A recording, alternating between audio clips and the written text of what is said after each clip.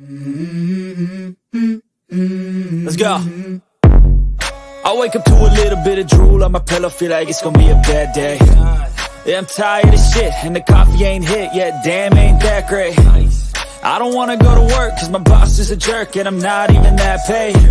I need a change in my life, cause I don't feel alive, and there's nothing that makes me happy.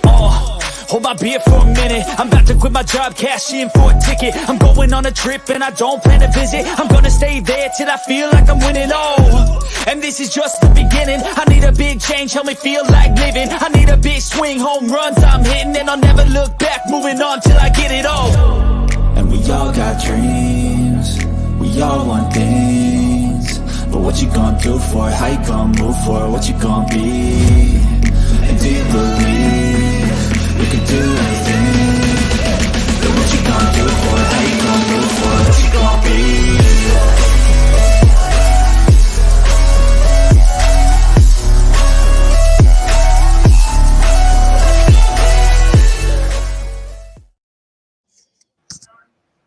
All right. What is up, everyone? Welcome to episode number 342 of Unscripted. This is your Tuesday night edition. I'm going to be your host, producer, Mr. Logan Landers, and joining me is my trusted compadre, my boy, Pride. What's going on, my friend?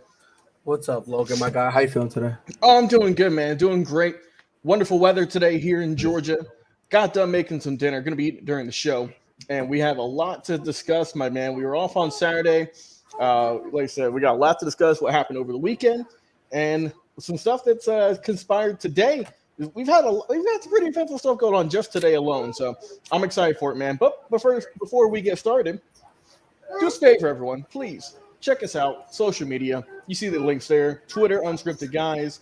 Also, Unscripted Sports on TikTok, Facebook, of course, Unscripted. And our YouTube page, Unscripted Sports, as well. We go live Tuesdays, Thursdays, 7 o'clock Eastern Standard Time at night, and Saturdays at 1. All right, Pride, let's get into it, my friend. Nuggets, Heat, preview/review. Let's go with Game 2. Of course, Miami got the win in that one. A little bit of a close game, but what was your thoughts on it all in all? I mean, I don't know. Logan, if I'm wrong, you let me know. We've watched, it's been 2 games. Yep. This might arguably be the most boring finals I think I've ever seen in my entire life. Oh, Pride, I told you that I had a video ready for your surprise. We're going to go ahead and play that one right now. So say that statement one more time, please. I genuinely feel like this is the most boring finals I think I've ever seen in my entire life. Right. Perk Angle, you got my attention. You got my attention with Perk Angle. All right, you got me setting up. But I took more attention than I think the LA Knight one, so I had to throw that in there. Oh my lord! But if I'm crazy, Logan, you let me know. But go ahead. I feel like watching each of these games is a chore. And why do you feel that way? I don't know. I don't know what it is. I love Jamal Murray. I love Nikola Jokic. That alone should make me want to keep watching. But every time I put it on, it is a chore. Do you think I'd rather clean? Do you think it's because it's, I don't know if I would say lacking star power. Obviously, you have a 2-time MVP, and 2 of the best players in the league with Butler and Murray, just to name, 2 of those guys. Mm-hmm. But I mean, it doesn't have the pageantry like it would, like we said with Los Angeles, Boston. I mean, Miami's a great city. Don't get me wrong. It's not like we're saying Miami's an awful place. There's no basketball culture. I mean, they dominated. They had a really good run in the 2010s. They run the finals in 2020 in the bubble. I mean, it's a really good organization. And Denver is a team who, over the year, I mean, this is their first ever finals appearance as a squad in their entire, close to 50-year history. And I don't know why we don't feel that itch of, man, we have a team who was a 1 seed, dominated, and now they made their first finals appearance. And then we have the Heat, who's a play-in team, who struggled throughout the year, and now they made it to the finals. I don't know how come, I don't know why that narrative isn't good enough. You know what I mean? Here's the thing. I think it has a lot to do with like. I think it's a combination of a weak team being in the finals in Miami. That, let's be honest, they shouldn't be there. Like they just benefited off the fact that everybody that they played just sold like they were selling like crazy. Yeah. So there's that combination combined with the fact that like, let's be honest, even when Nikola Jokic is being a back-to-back MVP, no one really gave him the superstar respect he deserved. Probably until now.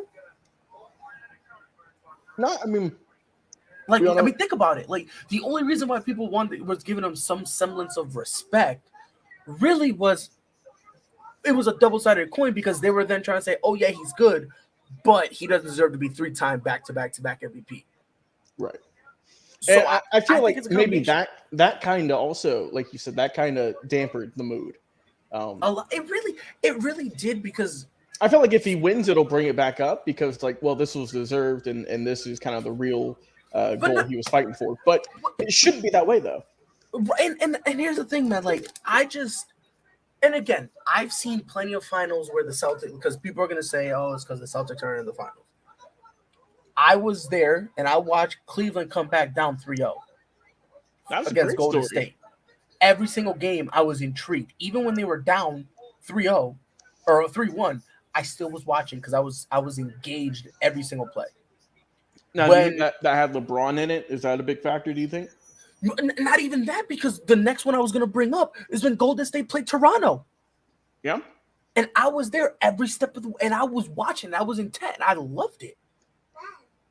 So it's like I've seen finals before that, like a lot of finals really makes me excited. This one is, in my opinion, the most boring finals I think I've ever seen in my entire life. I cannot sit there and watch. I can't watch a game and be fully intended. I just can't, which is insane because the entire playoffs, I watched every single Denver Nuggets game because I love Jokic, and it's a shame that now Denver's first championship and Jokic making history and Jamal Murray coming back. Because remember, people were bashing Jamal Murray, saying what we saw in the bubble he hasn't done yet. Meanwhile, he has been, but no one wants to give him props for that. I feel bad for Jokic and the Denver Nuggets that, unfortunately, their first championship, no one cares about. I genuinely feel bad for him. I really do. Like, I really do feel bad for him. Like, I wish this was more entertaining. Yeah. But when I have the commentary team trying to tell me Duncan Robinson is a baller when that man has been riding the bench, when you're trying to tell me Gabe Vincent is legit, but no other team in the NBA wants him, it's hard for me to take you serious. It's hard for me to look at this program and go, you know what? They got a point. And also, too, I think the undrafted narrative that has been floating around a lot of stations, networks, whatever you want to call it. I felt like in 2020 that was interesting. You know what I mean? When they first got there. Mm-hmm. But now it's just like, oh, I mean, we've seen these guys. That's what I'm saying.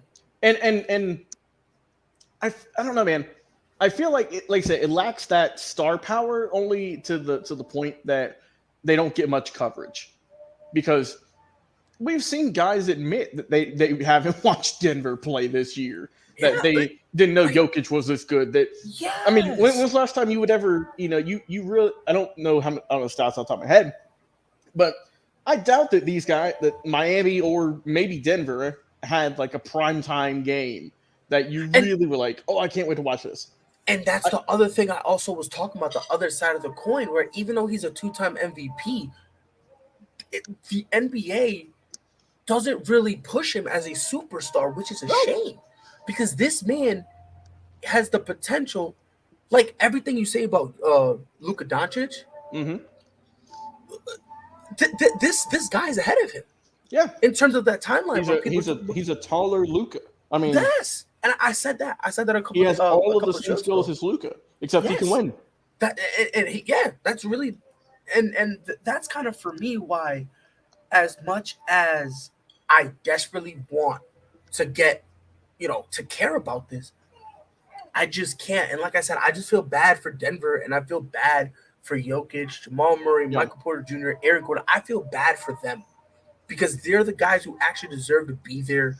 They're the guys who scratch and claw. And while everyone's saying you're not good enough, they're showing you. And now you have to sully your reputation by playing in the most boring finals I've ever seen in my entire life. I would rather watch, no exaggeration, I would rather watch the Denver Nuggets play the Orlando Magic, bro. Oh God, that's a statement. And I mean it with every fiber of my being. And I'll be honest, I think a majority of the reason why this is a boring finals to me is Miami. Every single time Miami goes down, these wild whistles come into play. It's insane to me. So, like I saw Duncan Robinson Duncan Robinson shot free throws. He missed a wide open shot and they blew a whistle for him after he missed it. So let's get into that. Let's do a little segue. Game 2, we know that Miami got the win on that one. Close one, 111-108 the final score. Jokic had a phenomenal performance, 41 points, 11 rebounds, 4 assists on the night. But no one else on the team scored more than 20. Murray had 18, but shot 7 of 15. I mean, so not awful, but Miami did, that was their strategy. Have Jokic score the points and have everyone else basically not hit anything. Meanwhile, for Miami, their threes were hitting this game like they did in game 1. They had the same shots, but they fell the other night. They shot 48% from both the field and from 3-point line.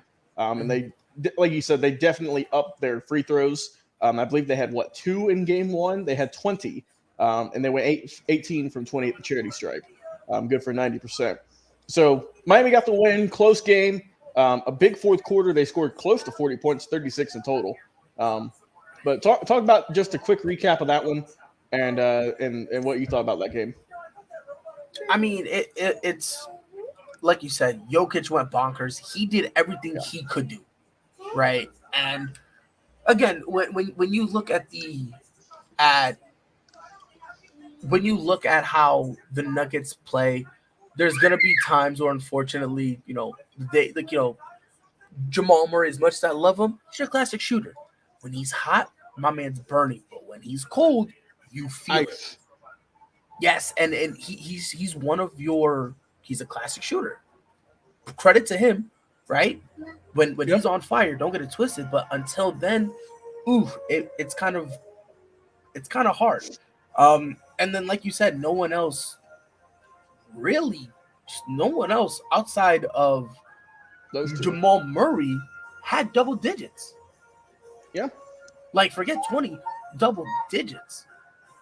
Because I'm talking about, I lied, two other people had double digits. I'm sorry. It was Jamal Murray, Bruce Brown, and then Aaron Gordon, who I would assume when they first got Aaron Gordon, I liked it. I thought it was a great move. I was with it. It's now feeling a little underwhelming. A little bit. Granted, this entire playoff run, he has been playing defense on their best player. Yeah. So I'm not gonna go too hard on him, but this guy used to be a borderline superstar when he was in Orlando. It was borderline, depending on who you talk to. Some people thought he was a star. Others called him a superstar. Regardless, my guy was a baller. Do you think that was just in fact to the dunk contest? Because I feel like that would definitely inflated it. I think you could make that argument. I thought he was a star. I thought he was a very good star with potential. That being said, I do think the dunk contest is what put him on the other level. Fair. On that upper tier level where everyone was like, ooh, okay. I think that's what it was. So his best seasons were in 2017-18 and then 18-19. He averaged 17 points and then 16 points. And he got just 7 rebounds. I mean, that's a solid stat line, He was 22, 23. Which is why I thought he was a star. And I thought if he give him a little more time to develop, he'll be fine. And I mean, he's been good in Denver. He's averaged 15 points last season, 16 this year in a lesser role in a way. I wouldn't maybe not as prominent, not as of course that number one guy. But I think people forget too, Brett. He's only 27. I mean, he's still young. Dude, I feel like he's like 37, dude. He's been in the league for quite some time, man. It's crazy. I feel like he's been in the league as long as Bayal, Al Horford. Oh I feel like he's been in the league the same amount of time. Horford's been in the league since like 06, 07. He's been in the league forever, man. That's crazy. All right, so game 3, who you got? That's going to be Wednesday night. I believe it is going to be it's going to be in Miami. So who do you got winning game 3? Do you got who's going to get Denver. the win game at Bandit? I got Denver. You got close, or you got them winning by a good bit? I'd say by 10. 10? All right. Yeah, because again, look, look, here's the thing, bro. Like, you have to understand, they had guys who struggle playing basketball, even though that's what they get paid to do. Yeah. They have to rely on them to ball out. And you also have to hope that the entire Denver Nuggets team, outside of Jokic, forgets how to play basketball. All right, we'll see what happens Wednesday night. Of course, we'll recap it here on Thursday. But Friday, there's also another finals going on. Vegas, Florida. My God, what a just absolute showing by Florida on Monday night. Or excuse me, by Vegas on there you go. Monday Correct night. yourself. Correct yourself, Kyle. Yeah, whoever that guy is. But yeah, 7-2 Vegas. Big win. They are now up 2-0 in the series. Do you think it's already over, or do you think Florida fights back? Respectfully, I think I'll be honest. I think I said this last show. Even though I respect Florida, how they came, it's great and all. I said from the beginning they were going to get mollywopped by Vegas. I think I even said I'd be shocked if they even won one game. I think I might have said that. If not, I'm saying it now. I'll be shocked if they truly legitimately win a game. And I think after game 1, I thought it was over. Respectfully. But I think this is kind of like the early nail in the coffin. Early nail. Now, again, let me also kind of explain. I do think they'll probably get a game. I'll be honest. I do believe the Panthers get a game. So I'll be nice. That being Golden Knights in 5. I do think they'll snatch one game. That being said, if you've watched games 1 and 2, it is scary just how balanced Vegas has been, offensively and defensively. I said this last time. You got multiple guys that can put the puck in the net. You got multiple guys who can do that. So it's not like you have like 1 or 2 big guys and then a couple guys who kind of just get in some crazy scrap plays. No, like you got multiple guys who can easily score. And that is a problem. When every single person is a threat on the ice, you're screwed. Yep. You're screwed. And again, I'm not even talking about the defensive end, where every single time Florida tries to set the tone, what happens? They just can't. They can't, because Vegas has been doing this, and they've been doing this all playoffs. Yeah, but not just the series. They're doing this thing where they allow the team to set the tempo. How do you want to play? You want to play finesse? You want to play physical? You want to do a mixture? We will keep up with you. And then when the momentum is on our side, then we'll switch the momentum to how we feel like playing. Vegas has been doing this the entire playoffs, and you've seen it. Outside of game 2, I think game 2 was the only exception, because Vegas came out like almost as if they try to put their foot down and say, we're sick of this noise. We're trying to sweep. Because I don't know if Logan, you remember last time, even though Frankie thought Vegas was going to win, like the overall series, he's given Florida a legitimate shot to win. He is. Yeah. And my thing is, and again, no disrespect to Florida, no way. Respectfully, if I could borrow a token from Vince McMahon, no chance in hell do they have a legitimate chance of winning.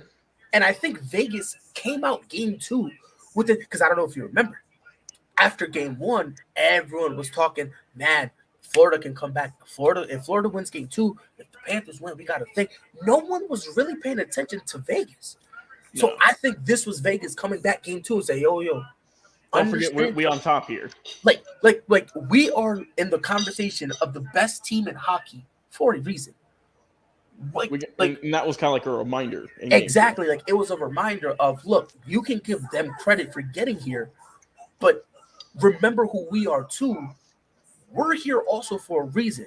It's a cute little miracle run they're going on. We're supposed to be here. And Vegas came out game 2, and they reminded everyone, this is why we're here. Yeah, I mean, that's a great point. And game 3 will take place Thursday night. We'll give a preview on that one on that day. 8 o'clock TNT. Yeah, I think that I think it's just the amount that they won by. They put up 7 goals, Pride, against a goalie who's been tremendous these past couple of series. Sensational. And yeah, let's say still a quote from Future. It is sensational. But yeah, I think Vegas is definitely in the driver's seat now, a commanding 2-0 lead. Like I said, but like I said, game 3, where's that taking place? It's going to be in Florida, so hopefully Florida can get some home cooking. Fans can go out there, help them out a little bit, and they can at least try and make it a series and maybe still game 3. But we will see, Pride. We will definitely see. But big news broke this morning. The PGA Tour and Live Golf, they have announced a merger. Also included is the DP World Tour, also known as the PGA European Tour. So these 3 entities are now going to be combined as one. Live Golf, Pride, we thought it was going to be good. People got paid a boatload of money, and lasted maybe a year? Mm-hmm. I think the XFL had a better run. Yeah, but again, but this is the risk you take. When you throw money, eventually the sustainability, no matter how much Saudi blood money you have, eventually you're going to be put in an awkward situation. Mm-hmm. You see what I'm saying? And it's crazy that I'm thinking this, man. It's almost as if the PGA knew this was going to happen. I think I gave it, I think I gave them 3 years. Not even half of that they got. I think I gave them 3 years, where if Liv could survive 3 years, I thought it would be the beginning of the end of the PGA. Apparently, they'd even have 3 more months. And it's just insane to me because you got to remember, like you said, just a year ago, man, we were having a completely different conversation. Oh, dude. We were saying because they were signing guys left and right. And I mean, left, right, not just anyone, like big names, taking them away from the tour.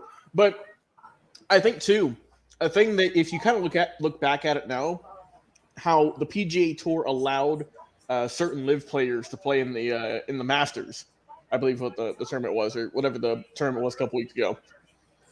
And that was kind of like, how come y'all are doing that? Because remember, they put their foot down and said, look, if you got over there, you're not getting back. Yep. But which is insane. Yeah, and real quick, Logan, you got to remember, they have been suing the brakes off each other, left, right, and center. The PGA and Liv have been in a dirty, disgusting legal battle. And obviously, with the merger, all that now goes to the wayside. But it's kind of weird because, so for on Twitter, Phil Mickelson retweeted CNBC Now. They tweeted that the PGA Tour agrees to merge with the Saudi-backed rival Live Golf, which every single time, no one says American-backed PGA Tour. No one says United States-based PGA Tour. But they're like, yo, Saudi-backed blood money. It's either Saudi-backed or blood money takers. Yeah, that's the headline right there. But, I mean, dude, it's just... It really is a shame. I can't wait to see the details that come out, because this came from out of left field. I mean, there was not even there was no talks of this even happening. There was no talks of Liv being whatever the reason is. We're still not really sure. I think it has to do a lot with the legal battles. If I had to take a wild guess right now, it's got to be because supposedly when this first started, their legal stuff started going out, it kind of started opening a lot of stuff that the PGA was doing and what Liv was also doing. Even though Liv was they were still young, they were kind of doing some shady stuff too. I think that it has to be that because, like you said, look, no one reported this. No one said they're in conversation. Nope. Nobody thought this would ever. I didn't think it was going to happen. I thought one of them was going to die. Just a budding rivalry for years, a ECW or WCW, WB type of run. Yeah, and then who runs the PJ Tour? I'm not sure. Hold on. Let me see. 'Cause Let's see who runs that. is it? Oh, it doesn't have an owner. It's probably like a company. How are you a nonprofit? Where you hell? How are you a nonprofit? That makes no sense. So it says that Jay Monahan. Does he have a son? Does he have a son? I'm not sure. Why do you ask? Is that Jay Monahan? Yeah. Hold on, okay, commissioner. Okay. Let me look. It seems like he's kind of he's the commissioner of the PJ Tour. So if I had to guess, he's kind of like the main guy in charge. I want to see if I can find his son. He has 2 children. It says via Wikipedia. Who's his son? It don't say who. It just says 2 children. I bump it. We're gonna call his son. What was it? John Monahan? Yeah, Jay Monahan is the father. It's gonna be Jay Monahan Jr. taking over Live like it's WCW. Shane took over. See, that says Monahan on it. Yeah, you didn't see which Monahan. It says Jay Monahan Jr. That's gonna be great. But I really can't wait to see what's gonna happen with this. Oh, okay, so a couple more questions here. So what about the guys who were on the Live tour and the PGA said they were basically you're done for, you're cooked. You got to come back. No, you got to rescind that. You have they will get sued forever. Forever and ever, because now because on a technicality it would basically be like you're all now the PGA, whatever they want to call themselves. Yeah, but it's probably gonna be a new name, if I had to guess. I don't think so, unless it's like maybe like Tour. Maybe not PGA like Live. Because remember, Live isn't an acronym. It's the Roman numeral. I think 54. I think is the Roman numeral. So, I mean, I'm telling you right now, man, it's gonna be crazy, bro. Like honestly, for me, I'm waiting right now, 110%. I am waiting to see the details, and eventually, when those details come out, they're gonna start saying why. Because I'm gonna tell you this right now, man. This doesn't make any sense. Like I don't left field. Like I said, the only thing I'm thinking right now. The only thing I'm thinking right now is the legality. That is the only thing I can think of as of now. And so another thing too, are the Live Golf players going to keep getting paid their insane contracts? No, no way. If what this might end up being, remember when Vince bought WCW? Of course. And then there were guys like DDP, Booker T, the Radicals, who came straight after to work in WWE. The guys who were getting paid stupid money, they were still getting their money. The Hulk Hogan's, Kevin Nash's, Scott Hall's of the world, they were willing to sit home and wait for their contracts to finish because they were basically paid to do nothing. This would have to be something like that, where they would still pay, like they're still getting their contract. There'll probably be a combination of Live Golf eating some of it and then PGA Tour eating some of it. And then after their contract, unless they're willing to buy them out. Yeah. But then again, though, in that situation, Vince bought the company. This is a merger. So it could be a situation where they say, since we're merging, whatever contract you got, you keep. Whatever contract you got, you keep.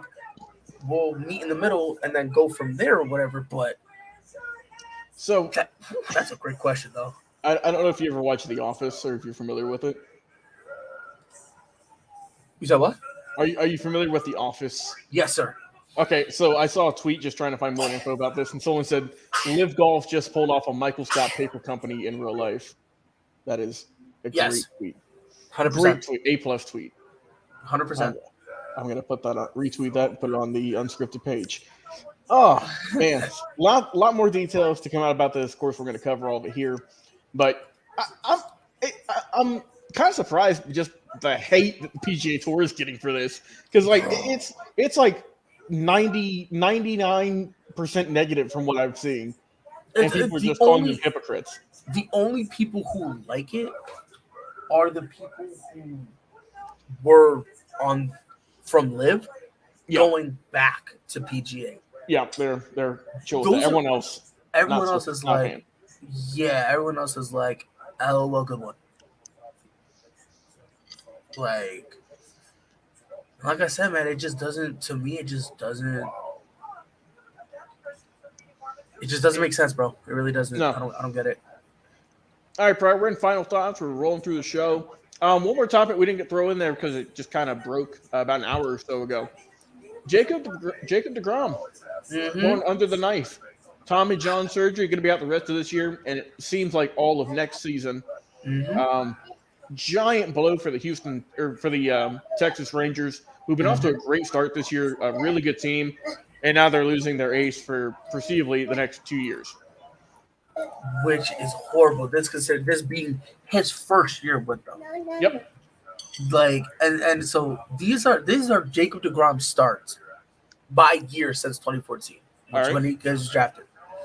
22, 30, 24, 31, 32, 32. Do you know how many starts he had in 2020? Oh, go 10. He had 12. Oh, close. Now, Okay. if I'm not mistaken, that was the COVID year, so everyone's stuff kind of went down. Yeah. 2021. Do you know how many starts he had? Give me like 24. 15. 2022. Ooh. Do you know how many starts he had? Last year. Oh man, I'll go 22. 11. 2023. Do Oh. you know how many starts he had? Like 5. 6. I love Jacob DeGrom, but I had to rub my eyes. You know the Spider-Man meme where of he's course. looking at it. He's got to rub his eyes because it's blurry. Yeah. Swear to God, I thought I saw Chris Hill. Swear to God, I thought I saw Chris Hill. Cause I'm like, yo, this get ridiculous. But I rubbed my eyes and I saw Jacob DeGrom, and I'm like, damn, him being out for 2 years. Mm-hmm. Jacob DeGrom is never going to be the same. I don't think he's ever going to be the same again. Even though You hate to see it. yeah, you hate to see it. You know, and Pride, you hate to say it, but at this Yes. point, you just hope that he gets back on the mound That's at it. some point. That's really it. You know, because I I mean, I think he's what, maybe in his mid-30s. I'll tell you right now, because I think he is. I think he's like 30. And he's been leaked for a little bit. 34. So he'll be at least 34. he'll be 36, we'll say, by the time he comes back. Actually, he'll be 36, 37 because his birthday is like next week. Yeah, so I mean, I think at this point, Pride, you just kind of hope he just gets back on the mound because you wish it, but it's a long road to recovery, and it's even longer if you want to get back to how dominant he was during his tenure. I mean, he was great this year too. I mean, he was cooking really this was. year. He had a under 3 ERA. Yeah. I mean, he was 2-0, perfect. 45 strikeouts in 30 innings. I mean, he was rolling. He was everything really that Texas was. thought he was going to be. Yeah, and Jacob DeGrom was a big reason why the Texas Rangers have been good. Yep. Like he's a massive part of the reason. But again, it sucks. It really sucks because we're looking at a guy who was a borderline stud, Yep. but injuries, and it's sad. It's sad to see him go out this way. It would not surprise me in the And slightest. isn't this his second Tommy John surgery? I can't really confirm or deny. Let me see. Because I feel like he had one. I can probably look up his injuries real quick. Please do so, because I could have sworn I remember when he first was coming up, when he was a prospect, like those type of days. I honestly feel like I remember hearing them say something like that. Let's see. In 2021, he had an elbow. That might No, be no, it. I'm talking about before that. Oh, before? That's a great question. Let me see. Let's see, minor league. Let me see. Where's our stat guy at? We need him. He would know. I feel ashamed right now. Pride. Yes. He did. Yeah. Okay. Yep. So 2007. Second and 20. So this is his. Wait, hold on. Sorry. no, hold on. Go ahead. Let me see. Yeah, this will be his second career Tommy John surgery. It's gonna be a second one. Hold Yep, on. his first one was back in 2010. Yes. Yep. Yep. Oh, it was in the offseason, so it was after his rookie year. Yeah, so 13 years later, going back under it. And it's the same one. Like that. Yeah. Like that's concern, and that's kind of why I said I don't necessarily think he's gonna be the same again because going through it once, yeah, that's hard. I understand, but a lot of guys usually come back better. Why? That's when it becomes rough. It's like tearing your ACL 2 times. Yeah. Like you're never really the same. Yeah, like it's just it's tragic. It really is. It really is tragic. No doubt. Probably got your final thought for wrapping up tonight. I hope and I really hope and pray that next year the Boston Celtics let's bring Gallinari back on a 1-year deal. I was never a fan of him, of Danilo Gallinari, but I do feel bad that he wasn't able to play because of his ACL. Yeah. And let's be nice and give him a year. Yeah, might as well give him a little love, right? Yeah, just a little bit. Just a smidge. Oh, well, hey, that's how we do it here, man. Well, it's just 2-person show. We roll through it. Yes, Brian, sir. thank you so much for coming on, my friend. Always a pleasure. Like I said, check us out on all of our social media channels. I'll throw it back up here for you. Twitter, Unscripted Guys. TikTok, Unscripted Sports. Facebook, of course, Unscripted. And our YouTube page, Unscripted Sports as well. Follow all those. We go live Tuesdays, Thursdays, 7 o'clock Eastern Standard Time at night. Saturdays at 1. Thank you once again, Brian, for coming on. Always a pleasure talking with you. And like I said, we will see you guys on Thursday for some more in great, awesome, whatever you want to describe it as, sports coverage. We will see you guys on Thursday.